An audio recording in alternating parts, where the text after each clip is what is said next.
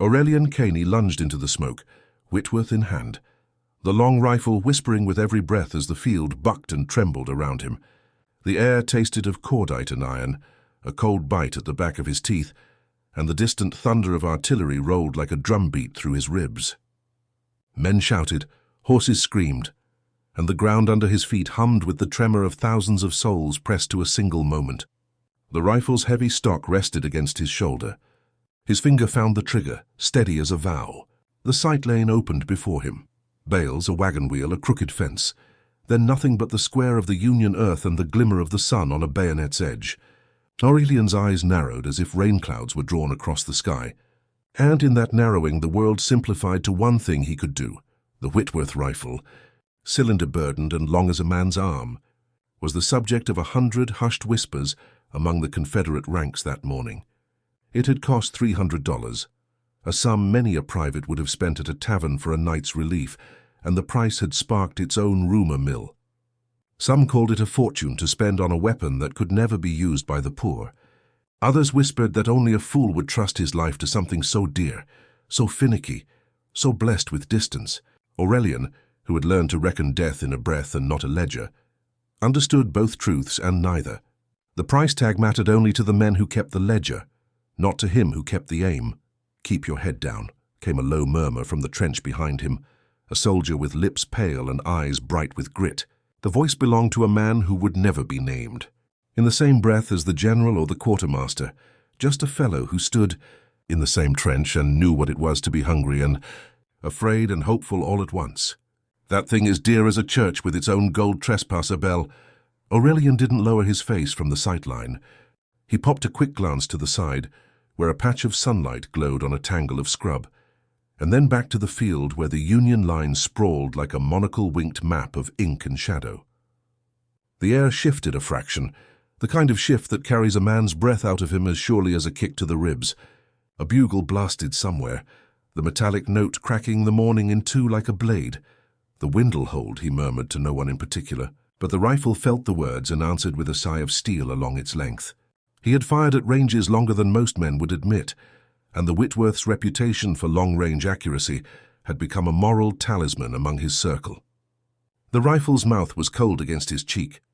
The sun warmed the wood of the stock in a way that felt almost holy, as if the weapon itself were a kind of reliquary for precision and fate. A second voice, lighter, younger, impatient, addled the moment. "We're supposed to push, not stand and sneeze at the sun," the impetuous recruit threw forward. The words carried away by a breeze that smelled of powder and something sour and metallic like iron turning to rust. The men in the trenches turned their heads as if the conversation itself could become a bullet and cut them down. "Push when the officer tells you to push," a gruffer voice replied, and Aurelian recognized the cadence of discipline in that rasp. The trench was a narrow mouth. The earth breathed with every footstep and every hand bracing against a plank, as if the whole field could be coaxed to listen with the help of some stubborn god. The Caro de Mai query drifted in from the side, a rumor wrapped in a vow. The quartermaster, stout and stubborn, appeared with a ledger the color of old blood and a jaw set as if he had about as much mercy as the weather. He wasn't looking at the rifle as much as at the numbers penned on the page. "I know it is dear," he said, his voice a coarse whisper that carried just enough to reach the ears of a man who cared about such things. $300 for a weapon that might not be fired at all this afternoon.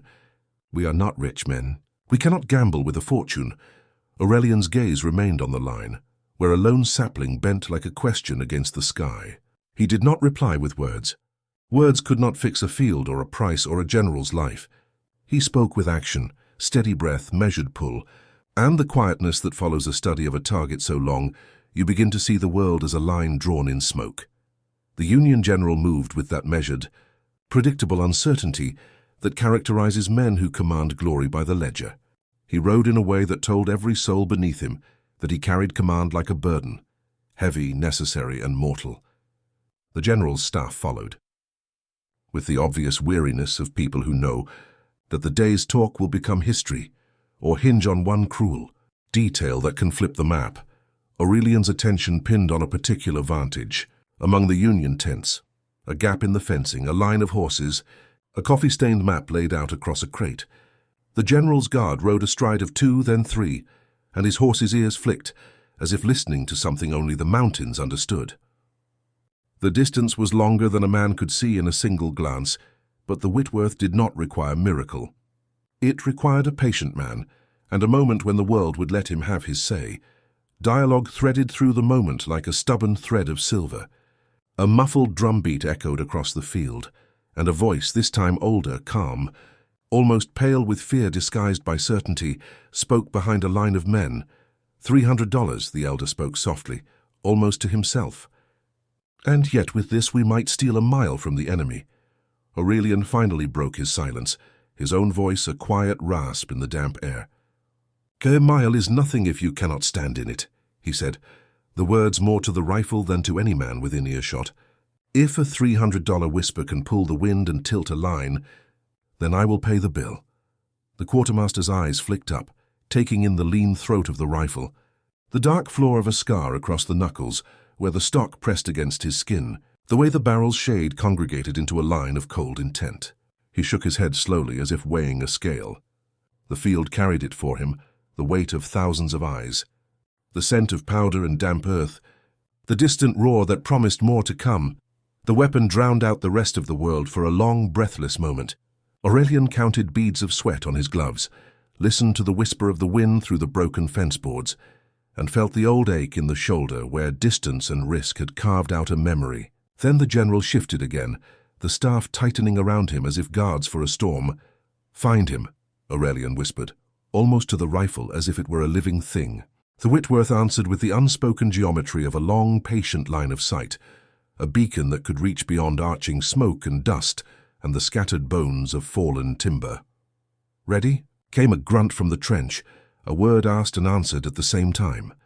"Ready," Aurelian replied in a tone that could have been used by a schoolmaster, if schoolmasters taught aim and the gravity of consequence, instead of letters. He did not move his eye from the patch in the field, where the general and his attendant stood like figures on a map drawn with chalk. The time stretched thin, the air thick with heat and iron, the world narrowing to a single point. A push, a breath, a whisper of wind. Then, no real noise was needed to mark the moment. Aurelian's finger closed on the trigger. The rifle spoke with a sound like a sigh blown through a clarinet, a sharp, clean crack that split the air and sent a tremor through the ground beneath their boots. A moment later, there came the distant, eerie quiet that follows a thunderclap, the kind of quiet that makes the world feel suddenly lighter and heavier all at once. The general pitched forward, a red bloom blooming at his chest, as if a flower had suddenly decided to show its true color in the midst of war's grey. The field erupted in a chorus of shouts and curses and prayers. Aurelian did not listen to the tumult. His ears found the clear note in the sound, the crack of the shot, the fall of a man, and the heavy thud of a life leaving something behind on the wind. The staff swarmed to the general with frantic energy, yet the man's body lay still, the world suddenly smaller, the battlefield's future redefined in the single. Cruel moment the bullet found its mark. Did you see it? A voice cried, a mix of awe and fear and relief. "The man's down!" "Dead center," another answered breathlessly. "The general's down." "The line is shifting." A whisper's run of silver breath slid through Aurelian, and he found himself listening to his own heart as if it were another man's. The distance, that cruel, almost mythical distance, had translated thought into action with a clarity that bordered on silence. He saw the color of the sunlit dust rise and fall, as if the earth itself paused to witness its own moment of history. He heard the crack and he felt the weight of a decision that had nothing to do with him, personally, and everything to do with the machine, of war that grinds people into memory. The line of Confederates behind him raised a cheer in a tone that seemed half frightened, half ecstatic. The sound carried across the field, and for a moment it joined with the distant rattle of hooves and the creak of a wheeled cart, as if the whole world were suddenly listening to the same brutal lullaby. There were questions, of course, questions that would court rumor and suspicion, and the slow, painful truth that one life could turn the tide, but not erase the long road that lay ahead. "Did we win the distance, Captain?" someone asked, though no captain appeared in the trench to answer. "We made a shot. We gave ourselves a little room," came a stunted reply. A man with a jaw that looked iron-clenched, eyes that did not waver from the field. "That is enough for today." Aurelian did not let his hands tremble as a consequence of the shot. He did not permit the rifle's weight to become a tremor in his bones. He slid the safety into place, stood and looked toward the field that had just become in some sense a map of the future. The ground was still damp. The air smelled of smoke and something sweeter and more metallic, like a bell that had rung once and would never be struck again without the memory of it. The battle's tone shifted quickly after the shot. The Union lines reeled back as a chain of events that no one could quite catch began to unfold. The general's death did not come with an instant, glorious collapse. It arrived like a storm's edge, slow and inexorable, a wind that cut a new route through the trees and through men's wills. Orders arrived hot and urgent, then fell away into a different rhythm, spoken commands that must be tested against fear, and fear that needed to be hidden behind the shield of discipline. Aurelian moved to a more sheltered vantage. The field still wreathed in the pale smoke of powder and the lingering smell of lubricants and wet leather. The Whitworth, now cradled in his left arm, felt heavier by the moment, the rifle's weight a constant reminder of what had just occurred and what would come after. He did not celebrate, not aloud.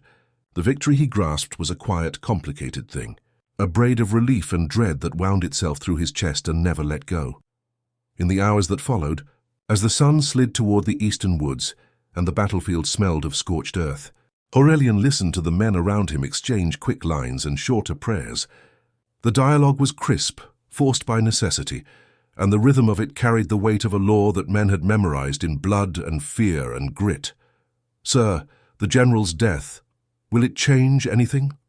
a voice asked from the trench, a tone that sought to anchor the heart to something solid when the ground itself was shifting. "Everything changes with a long breath and a shorter line," came the reply, a voice with the patience of someone who had watched the world tilt and still stood firm. "We hold what we can," the speaker added. "We endure the day and see what the map looks like tomorrow." Aurelian listened more than he spoke for the next stretch, letting the field swallow the talk and swallow the fear as much as possible. The conversation returned to practical matters: ammunition, rations, the risk of a counterattack, the danger of trying to storm a line that was suddenly more precarious after losing its anchor. The quartermaster's ledger lay near his elbow, the pages stained with rain and sweat. "The numbers are stubborn testimony to the price paid for a moment's unusual advantage." The next day, the field's wounds remained in the air like old scars. The Confederates held on to a line that would have buckled under ordinary pressure. The death of the Union general had created a ripple of hesitation and a glint of new confidence among the Confederate ranks. The enemy's guns still roared and screamed, but there was a factor that could not be measured by a distance chart or a bullet's path: the human cost of a leader's loss, the way a single name, though not spoken aloud in the trenches, could alter 1,000 choices across 100 miles of marching and countermarching. Aurelian did not boast of the shot he fired. He did not pretend to be more than a man who did a thing when the time came. He kept a careful silence, speaking only when spoken to, and then with the directness that comes from someone who has learned that life's meaning is often located at the intersection of fear and necessity and duty. The rifle's reputation soon extended beyond the throats of the gunners. People who would never point a gun toward another man's chest suddenly felt a kind of distant respect for a weapon that could bend time by the power of stillness and distance. Some whispered that the Whitworth's fortune had paid back its price in that single shot, and more whispered that money and weapon had nothing to do with the outcome of war. That fate, stubborn and vindictive, had its own plan. But for Aurelian Caney, the day's memory did not fracture into a single moment of triumph or tragedy. It remained a fracture and a fuse, a line drawn across his own memory, where the world's old rules could no longer be trusted. He moved among the soldiers and the wounded with a careful grace learned in a dozen campaigns. Not a hero's gait, but a man's. He had seen the price of a single decision on a field that did not pause to measure it, and he carried that knowledge like a burden and a shield. Night fell with a heavy, damp quiet. The smoke thinned to a pale, permanent haze that clung to the skin and the throat, a reminder that war's breath never fully leaves a battlefield. The quartermaster returned, his ledger tucked under one arm, his eyes tired, his mouth a line drawn in chalk. He did not speak of the price again, at least not aloud, but his fingers traced the words as if the numbers themselves might come alive and walk away into the dark. "The men will need to see a future where this is not all," someone muttered, the sentiment a brittle whisper in the night. "If 100 bullets and a man's courage cannot secure a victory, then what can?" "The future belongs to those who survive to tell it," came the reply. The voice again quiet but resolute, a stubborn belief that there will be a tomorrow even when the world has collapsed into ash. Aurelian's chest rose and fell in a controlled rhythm, the night's chill drawing a line of cold along his jaw. He let the silence collect around him like a cloak, listening to the field exhale and the forest cough. In the distance, a horse shifted and snorted, a small sound that reminded him that life persists in small revolutions, even when a great political map might be redrawn by a single decisive shot. Several hours later, a courier, barefoot in the dirt, mud smeared on his bare legs, his shirt torn at the collar, appeared at the trench's edge. His words came in a practiced, clipped cadence. "Orders," he stated, glancing toward the line where the Union forces seemed to reorganize themselves with a stubborn patience. Aurelian did not speak. He listened to the courier's report, the shift in the Union assault's tempo, the new positions forming along a hedgerow, the way artillery stuttered once and then resumed with a different tempo. He heard the words about the enemy's renewed caution and the Confederate officers performing their own calculus in a circle of maps and candlelight. There would be more fighting, more risk, more chance to lose and to win in the same breath.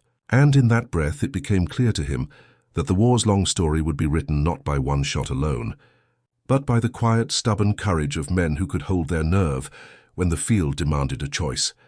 As dawn crept across the field once again, the air carried a different tone, a sense of conclusion within a conclusion, a sense that the day's events would be remembered for more than their violence, and that the shot's distance would be spoken of with a kind of reverence by the men who followed after. Aurelian stood in the shadow of a fallen tree, his gaze fixed on the horizon where the Union line stretched toward the river. The Whitworth rested on its rack, the weapon's metal cool against his palm, the world's noise reduced to a single, deliberate sound, the soft whisper of a trigger finger, the breath held, and the moment when a man becomes a line on a map that cannot be erased. The battle's arc swung in their favor, then paused, then leaned toward a new direction. The general's absence created a tactical gap that other officers on the field tried to fill with words and orders and desperate improvisation. The Confederates, buoyed by the shot's consequence, pressed the moment with a discipline that surprised even those who had always believed themselves to be the heart of such a conflict. The field, once a sprawling theater of attempted offenses and stubborn stands, collapsed into a sequence of known places: the gate, the road, the hedgerow, the fence's broken spine, where a line could hold against the world when the world demanded it collapse. In time, the narrative of the battle would be told again and again, the details filtered through the memory of those who had been there, and a few who would have the leisure to write and rewrite the story until it sang with the appropriate gravity. For Aurelian Caney, the memory would settle like a weight around his shoulders, the rifle's echo a constant companion that reminded him of the distance between intention and consequence, and of the simple, terrible truth that one shot, fired with a heavy heart and a patient hand, could alter the map of a war. The days wore on into weeks, and the field's dust settled into the memory of all who had stood there. Aurelian did not seek adulation. He did not crave honor or glory. He wanted only the quiet certainty that what he had done would not be for nothing, that the lives of the men who followed him might find a steadier line in the days to come. He moved through the camps with the wary ease of a man who has learned to survive in both the moment and the long, unyielding march of war's history. And yet the price, the rifle's price, the $300 that had seemed like a mountain to the quartermaster, the possibility that such a fortune might purchase a single life saved or lost, hung in the air like a bell that would not unring. The whispers continued to circulate, a reminder that in a world where money and power and blood all moved with equal force, the line between luck and necessity was a fragile thread. The Whitworth's legend grew, then receded, then returned in a chorus of voices that insisted that the weapon had changed nothing and had changed everything, all at once. In the end, the battle's result, like so many battles, was a product of many hands and many choices. The Confederates held steady where they once trembled. The Union officers re-evaluated their positions, and the land bore witness to the stubborn will of men who believed that the map of the world could be bent, at least for a single day, by the precision of a long-range shot and the courage of a man who chose to take his stand in the smoke. Aurelian Caney never claimed a hero's welcome. He walked the lines with that quiet humility that belongs to those who know what it costs to face a decision when the entire field holds its breath. The Whitworth's long eye, its cold metal against his cheek, and the weight of the $300 price tag, these remained in his memory as more than mere memory. They became a kind of weather by which he measured the days to come, a weather of patience, of risk, of a world where a single, precise shot could tilt a battle and perhaps a war, toward a direction that might not always be just or fair, but would be remembered. And so the narrative closes with the field forever marked by what happened that day that held a line. Then another, under the pressure of history that would not be denied. The Confederate sniper who had stood in that broken hedgerow, who had whispered to a rifle that cost $300 as if it were a sentinel rather than a weapon, left the field with the knowledge that he had changed something irreversibly. The Army's future and the course of the war remained shaped by that moment, by the steady hand and the precise breath, by the distance of 900 meters that turned a battlefield's whole fate. And if the memory of that moment lingers in the minds of the men who survived it, it is because it is the kind of memory that makes men speak in a language of quiet, stubborn truth, that sometimes the line between victory and defeat is drawn far beyond the reach of a sword or a gun, and that a single well-aimed shot can, for a day at least, rewrite a map. The war would continue, the days would come and go, and the name of this day would be spoken in the trenches by those who had learned to treat distance as their friend and their fate as the final judge. But for Aurelian Caney, the field's verdict had already been written in the echo of the Whitworth